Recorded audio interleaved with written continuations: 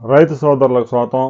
కృష్ణానది ప్రాజెక్టులు వెలవెలపోతా ఉన్నాయి. ఏడాది కృష్ణానది మీద ఉన్న ప్రాజెక్టులకు వచ్చినంత వరద గడిచిన 40 సంవత్సరాల్లో ఎన్నడూ రాలేదు. 2009లో వరద వచ్చింది, కానీ ప్రాజెక్టులు 4 సార్లు నిండిన సందర్భం లేదు. ఒకేసారి వరద అంతా వచ్చింది, కర్నూలు నగరం మునిగిపోయింది, శ్రీశైలం జల విద్యుత్ కేంద్రం కూడా మునిగిపోయింది. గరిష్టంగా 14 లక్షల క్యూసెక్కుల వరద కూడా నమోదైంది.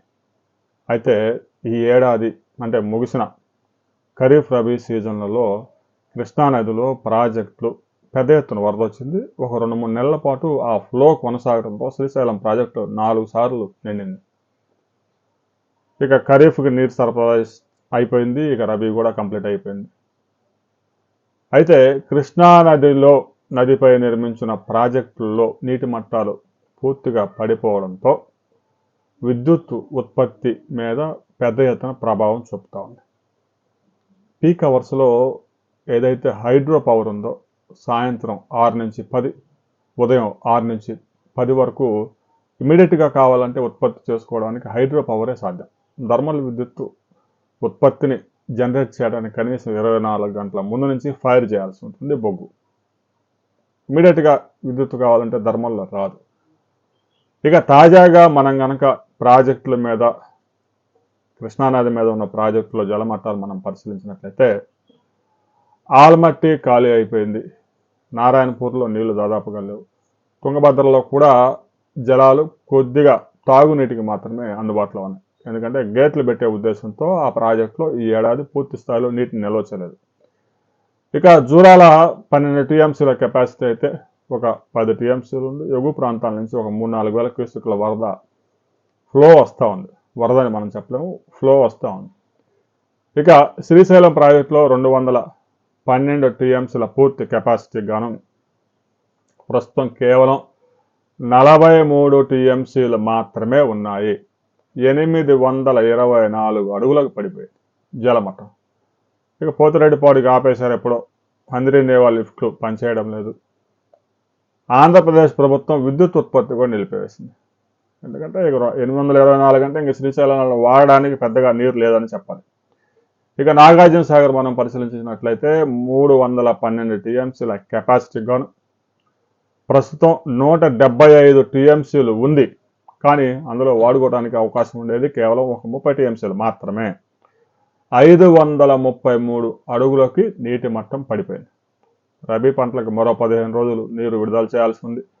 తెలంగాణలో, ఆంధ్రప్రదేశ్లో వేసవి తాగునీటి అవసరాలు తీర్చుకునేందుకు చెరువులు, రిజర్వాయర్లన్నీ నింపుకోవాల్సిన అవసరం ఉంది. 510, 509 అడుగులు పడిపోయిందంటే ఇక నాగార్జున సాగర్లో కూడా నీరు ఇక కెనాల్స్కి రిలీజ్ చేయడం సాధ్యం కాదు. ఇక హైదరాబాద్ తాగునీటి అవసరాలు మరో 4 నెలల పాటు తాగునీటి అవసరాలన్నీ నాగార్జున సాగర్ నుంచే నీటిని రిలీజ్ చేయాల్సి ఉంది. ప్రతిరోజు 800 క్యూసెక్కులు పైగా లిఫ్ట్ చేయాల్సి ఉంది. హైదరాబాదు, సికింద్రాబాదు నగరానికే దాదాపుగా 3 టీఎంసీలు అవసరం ఉంది. 533 అడుగులు పడిపోయింది.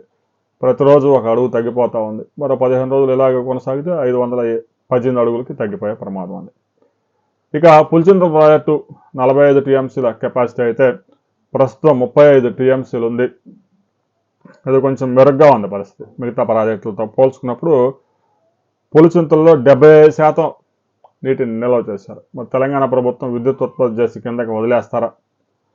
ప్రకాశం బ్యారేజీ కింద మే 15వ తేదీ నీటిని విడుదల చేయడానికి పులిచింత ప్రాజెక్టులో నీటిని నిల్వ చేస్తారా అనేది ఆంధ్రప్రదేశ్ ప్రభుత్వం చేతిలో లేదు. ప్రాజెక్టు ఆంధ్రప్రదేశ్, విద్యుత్ ఉత్పత్తి తెలంగాణ చేతిలో ఉంది. తెలంగాణ ప్రభుత్వం కనుక పులిచింతల నుంచి వేసవిలో నీటిని విద్యుత్ ఉత్పత్తి చేసి నీటిని వదిలేస్తే ఆ నీరంతా వృధాగా పోయే ప్రమాదం. అందువల్ల ఆంధ్రప్రదేశ్ ప్రభుత్వం తెలంగాణ ప్రభుత్వంతో మాట్లాడి ఏదైతే పులిచింత ప్రాజెక్టులో 35 టీఎంసీలో వాటర్ ఉన్నాయో ఒక చుక్క కూడా వేస్ట్ కానివద్దు, మీరు విద్యుత్ ఉత్పత్తి చేయవద్దు అని రిక్వెస్ట్ చేసుకోవాల్సిందే. ఇక ప్రకాశం బ్యారేజీ కింద 3 టీఎంసీలు, 2 టీఎంసీల కెపాసిటీ ఉంటే ఆడ పెద్దగా ఆ వచ్చిన వాటర్ కెనాల్స్కి రిలీజ్ చేస్తూ ఉన్నారు. మరో 10 రోజులు రిలీజ్ చేసి క్లోజ్ చేస్తారు.